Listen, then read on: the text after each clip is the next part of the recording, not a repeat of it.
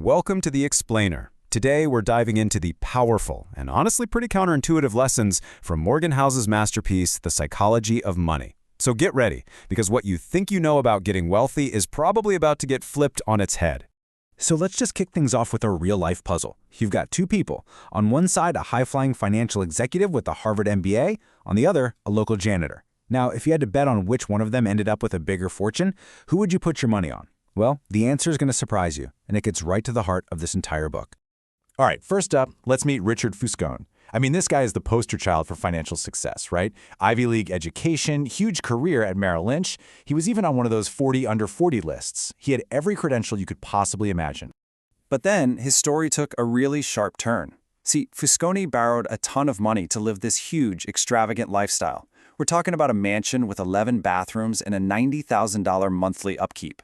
So when the 2008 financial crisis hit, all that debt just crushed him. He was totally wiped out. Okay, now let's meet Ronald Read. And his life, well, it couldn't have been more different. He spent his entire career fixing cars and sweeping floors, lived in the same small house his whole life. His big hobby? Chopping firewood. A simple, modest guy. So when Ronald Read died at the age of 92, this quiet, unassuming janitor left behind, wait for it, an $8 million fortune. Yeah, most of which he donated to his local hospital and library, completely shocking everyone who knew him. So how on earth is that possible? This whole paradox is the central idea of the book. Financial success is not some hard science. It's not about being a genius with spreadsheets.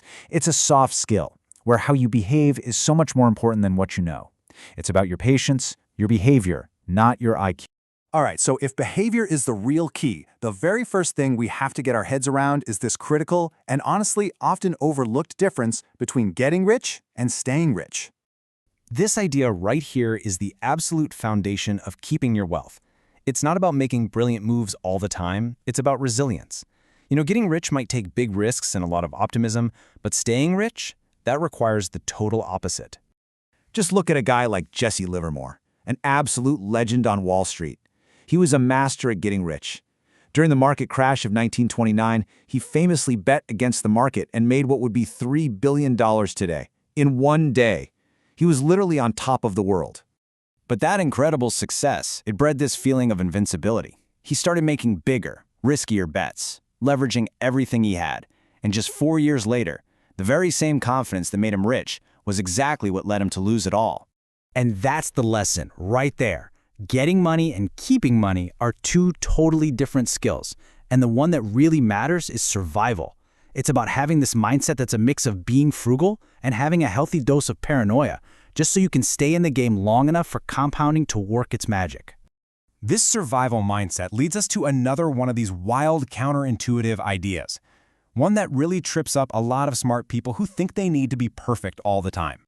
This is what Housel calls tails you win. And the basic idea is that in investing, you can be wrong and wrong and wrong again and still come out way ahead. It sounds crazy, but it's true. And hey, don't just take it from me. The legendary investor Peter Lynch famously said that if you are terrific at investing, you're still only right about 60% of the time. Think about that. One of the greatest of all time was wrong on 4 out of every 10 of his investments. And this chart shows you exactly why that is. Look at this. It shows the percentage of public companies that basically went bust over a 34-year period. Even in what we think of as stable industries, failure is super common. Most individual stocks just don't make it in the long run. So where do the profits come from? They come from a tiny handful of spectacular winners, what we call tail events. You know, think of an Amazon or an Apple. Your success isn't about how often you're right. It's about how big your wins are when you are right. Those few big wins can more than make up for all the losses. So this all leads to the most important question of all, doesn't it? If the goal isn't to be the smartest person in the room, and it's not to have a perfect track record, then what are we even trying to do with our money anyway? So, what is the true prize that money can actually give us? Well, our final section here reveals an answer that really has very little to do with dollars and cents. The answer isn't a bigger house or a faster car. It is not about luxury. The ultimate return, the absolute greatest dividend your money will ever pay, is this one simple, powerful word: freedom. This is the end game. It's the ability to wake up in the morning and say, I can do whatever I want today. That control over your own time, That is the highest form of wealth there is.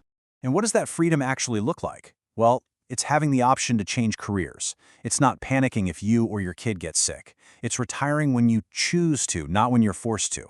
It's being able to take a lower-paying job that has more purpose. It is having options. That flexibility is a return that no fancy car can ever compete with. And this is where it all ties together. The survival mindset, being okay with being wrong a lot, those are the tools.